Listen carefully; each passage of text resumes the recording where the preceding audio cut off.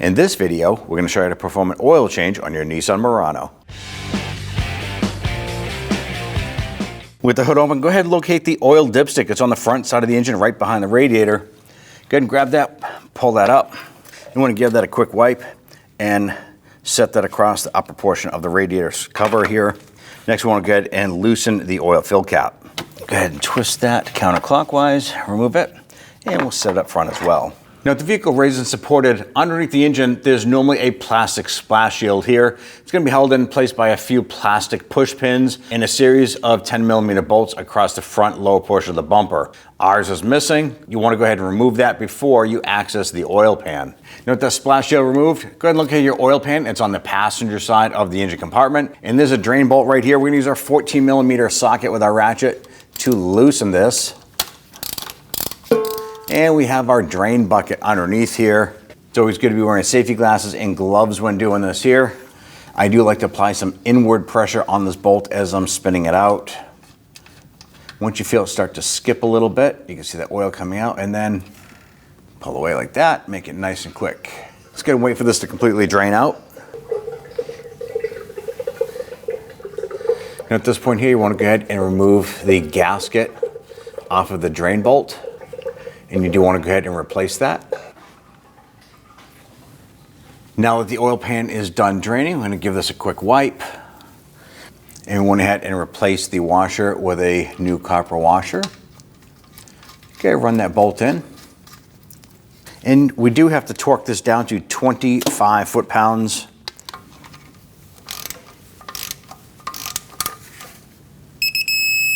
Perfect. Next, we want to go ahead and access our oil filter. Now, this is on the passenger side. Here is the passenger side CV axle. It's going to be just to the right of it.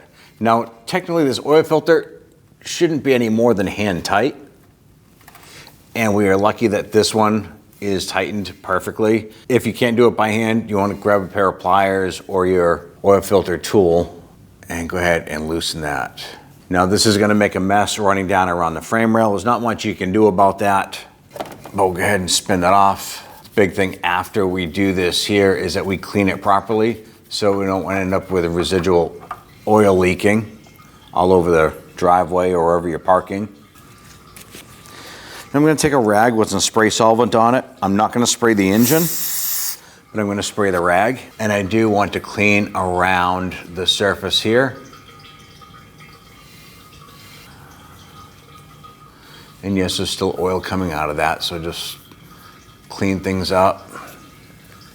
We'll let that drain a little bit more. We'll finish cleaning that, and then we'll install our new filter. Before we install our new oil filter, we do want to go ahead and prime it. And we're going to put some oil right inside this here. Now, because the oil filter goes on completely sideways, we don't want to fill this because then we're going to lose most of it. But we do want to go ahead and put some into this here. It will burp down and kind of go through and start to fill up the inside of the filter. Take some of the oil on your glove, smear it around the O-ring. It's primed, ready to install. And I'm going to use some rags here to clean up the inside of the frame rail. And I'm going to use some spray solvent when we're done here just to do a final cleaning on it, but to wipe up a majority of the heavy oil that leaked out. Do one last wipe where the oil filter goes. And then let's go ahead and grab that oil filter, get that lined up, and thread that on. Now, the purpose of priming this here is that helps prevent a dry start. It'll actually pull the oil from the filter and pull it up into the engine a little bit. All right, we want that good and snug by hand. You don't have to use a tool to tighten that, but you do want to make sure it's good and tight. And then we'll use our spray solvent. Obviously, we still have our catch can underneath.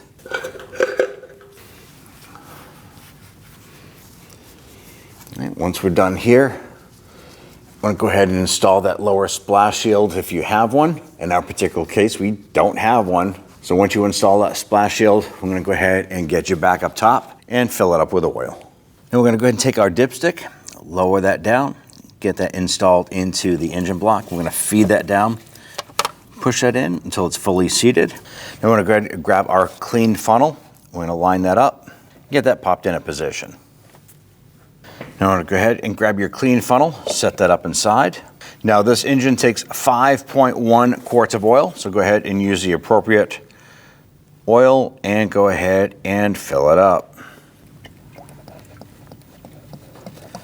Now we're starting with the original oil that we open up to add oil to that oil filter to prime it. So start with that one. And we're going to continue to do this till we meet our 5.1.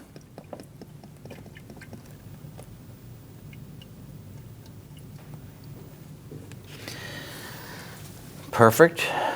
So that there should complete our 5.1 quarts. Just going to adjust our funnel there to make sure we get all the oil out of that. And install our oil fill cap here. Now at this point here, you want to go ahead and hop into the vehicle. We're going to start up, let it run for about 20 to 30 seconds, shut it down, and we're going to come out here and we're going to check the oil dipstick. And when we pull this out, and then checking the oil, there's going to be a cross hatch section. There's a low section and then a high section. So you want that oil to at least be in the middle, if not closer to the high. If you're down to the lower section, you need to add oil to it. But ideally, after you run it for a little bit and you come back, you want it to be at least close to that H. And then you can go ahead and install that oil dipstick again. All right, so we went ahead and started up the engine. Now here we are, we checked it here, and we're right up around the H, which is perfect. So we'll go ahead and reinstall this here. All right, now let's go ahead and set the oil life reset on a vehicle. We're gonna press our start stop button 2 times. We're not gonna start the vehicle though. I'm gonna bring up the gauges here. And we're gonna use the controls on the dash. And what we're gonna do is we want to press the left right arrow till the settings comes up and then press the OK. Then we should be able to use our OK button and select this down to our maintenance.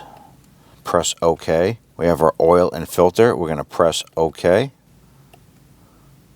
So on our particular vehicle, the oil life mileage wasn't actually programmed. So by using the OK and the up-down scrolling, we can set our oil life. And using our synthetic oils, we're going to go 5,000 miles. Press OK. I'm going to come over here to the reset. Press OK. And it wants us to confirm it. So we're going to use the OK. Move that down to yes, and press the OK again. At that point there, you're all set. You can press that start stop button one more time, and you're all set. When only the best will do, demand TRQ. The only company that lets you view before you do. TRQ is committed to offering the highest quality aftermarket auto parts that are engineered for peace of mind. Thanks for using and viewing with TRQ.